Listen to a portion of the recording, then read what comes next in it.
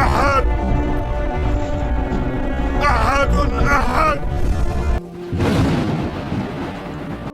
پیارے دوستو، حزام بن خالد اپنے خاندان کے افراد کے ساتھ ایک سفر پہ تھے کہ ایک رات انہوں نے خواب دیکھا کہ وہ ایک انتہائی خوبصورت سبز زبرجد کے موتیوں سے بنے ایک تخت پر بیٹھے ہیں۔ ان کے ہاتھ میں ایک نایاب موتی ہے جس کو وہ پلٹ پلٹ کر دیکھ رہے ہیں۔ اتنی دیر میں ایک مرد گھڑ سوار آتا ہے اور ان کے پاس آ کر پوچھتا ہے، اے حزام بن خالد، اس موتی کو مجھے کتنوں میں بیچو گے؟ حزام بن خالد کہتے ہیں کہ مجھے موتی کی قیمت کا ہی علم نہیں ہے، آپ بتاؤ اس موتی کو کتنے میں خریدو گے؟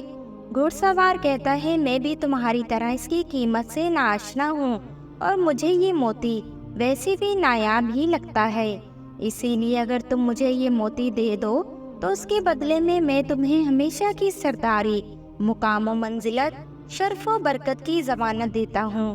حزام کہتے ہیں کہ میں نے خواب میں اس موتی کو اس گھڑ سوار کے حوالے کر دیا اور سرداری اور شرف اور مقام و منزلت کو قبول کر لیا۔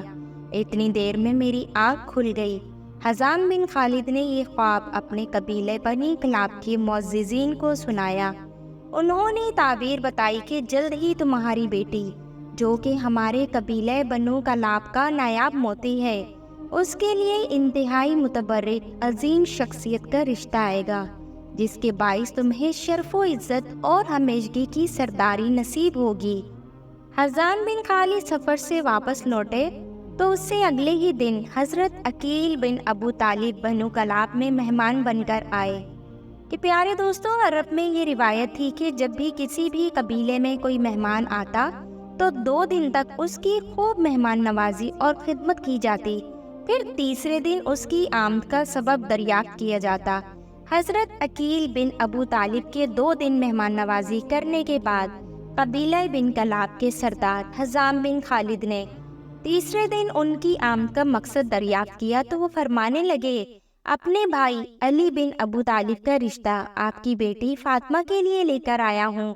حزام بن خالد کہنے لگے، اے عقیل، امیر المومنین کے لیے ایک صحرائے نشین عورت شائستہ نہیں ہے جو صحرا نشینوں کی ابتدائی تہذیب و تمدن میں پلی ہوئی ہو۔ ایک بلند مرتبہ تمدن والی عورت سے ازدواج کرنا چاہیے اور ان 2 تمدنوں کے درمیان فرق ہے۔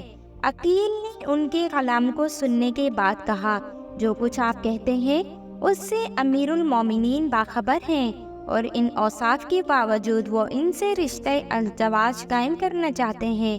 اس کے بعد ام البنین کے والدین نہیں جانتے تھے کہ کیا کہیں، اسی لیے حضرت عقیل سے مہلت چاہی تاکہ بیٹی کی ماں سمامیہ بنت سہیل اور خود بیٹی سے پوچھ لیں، اور جناب عقیل سے مخاطب ہو کر کہا، میں اپنی بیوی اور بیٹی سے اس بابت مشورہ کر لوں۔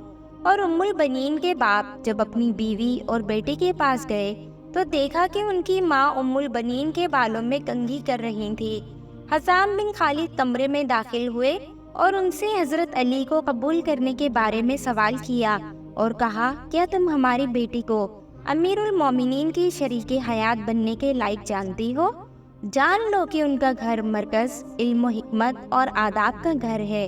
اگر تم اپنی بیٹی کو اس کے گھر کی خادمہ بنانے کے لائق جانتی ہو تو ہم اس رشتے کو قبول کر لیں گے، اور اگر ان کے لائق نہیں جانتے تو انکار کر دیں گے۔ پیارے دوستو، حضرت عقیل علم و نصاب کے ماہر تھے، اسی لیے دختر رسول حضرت طیبہ طاہرہ فاطمہ رضی اللہ تعالی عنہا کے بعد جب حضرت علی شیر خدا نے محسوس کیا کہ بچوں کی دیکھ بھال اور گھرداری کے امور کے لیے ایک عورت کی ضرورت ہے تو آپ نے اپنے ماہر نصاب بھائی حضرت عقیل کو فرمایا، میرے لیے ایسی عورت کا انتخاب کیجیے جو شجاع اور دلیر مرد عربوں کی نسل سے ہو، تاکہ میں ان کے ساتھ شادی کر لوں اور وہ میرے لیے ایک بہادر اور شاہ سوار بیٹے کو جنم دے۔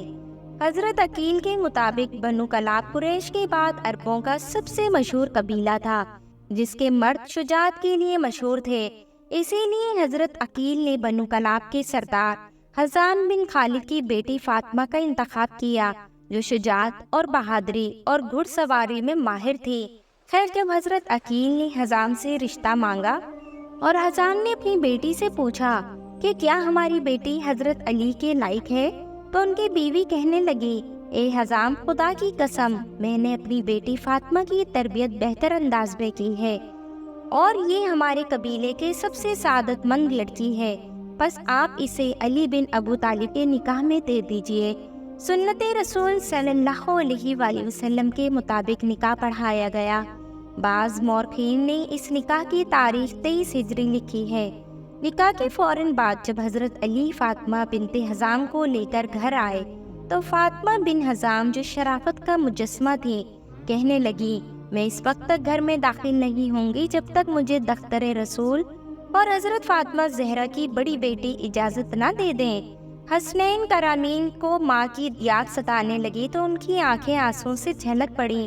جب فاطمہ بن حزام نے گھر میں قدم رکھا تو اس وقت حسن حسین کو بخار تھا اور فاطمہ بنت حزام نے اپنی شادی کی پہلی رات جنت کی سرداروں پر وار دی اور ساری رات ان کی خدمت میں گزار دی، اور آپ کے منہ سے مسلسل یہ الفاظ نکلتے رہے، اے فاطمہ نہیں بلکہ میں تو فاطمہ زہرا کی اولاد کی کنیز ہوں، حضرت علی شیر خدا۔ جب فاطمہ بنت حزام کو آواز دیتے تو حضرت امام حسن حسین کی آنکھیں اپنی والدہ کی یاد کر کے غمگین ہو جاتی، اسی لیے فاطمہ بن حزام کہنے لگیں، آپ مجھے کنیز فاطمہ کہہ کر پکارا کریں تاکہ بچوں کو اپنی والدہ کی یاد نہ ستائے۔ اللہ پاک نے حضرت علی شیر خدا اور فاطمہ بنت حزام کے بطن سے 4 بہادر ثبوت پیدا فرمائے، جن کے نام حضرت عباس، حضرت عبداللہ، حضرت جعفر اور حضرت عثمان تھے۔ انہی 4 بیٹوں کی وجہ سے حضرت فاطمہ بنت حزام ام البنین کے لقب سے مشہور ہیں۔ حضرت ام البنین نے اپنے یہ 4 بیٹے حضرت امام حسن پر کربلا میں وار دیے اور تمام نے شہادت کا رتبہ پایا۔ آپ نے حضرت امام علی کی شہادت کے بعد جوان ہونے کے باوجود دوسری شادی نہ کی، 20 سال سے زائد کی طولانی مدت تک زندہ رہیں۔ آپ کی تاریخ وفات کے بارے میں اختلاف ہے، لیکن مشہور یہ ہے کہ حضرت ام البنین نے 13 جمادی الثانی 64 ہجری کو وفات پائی۔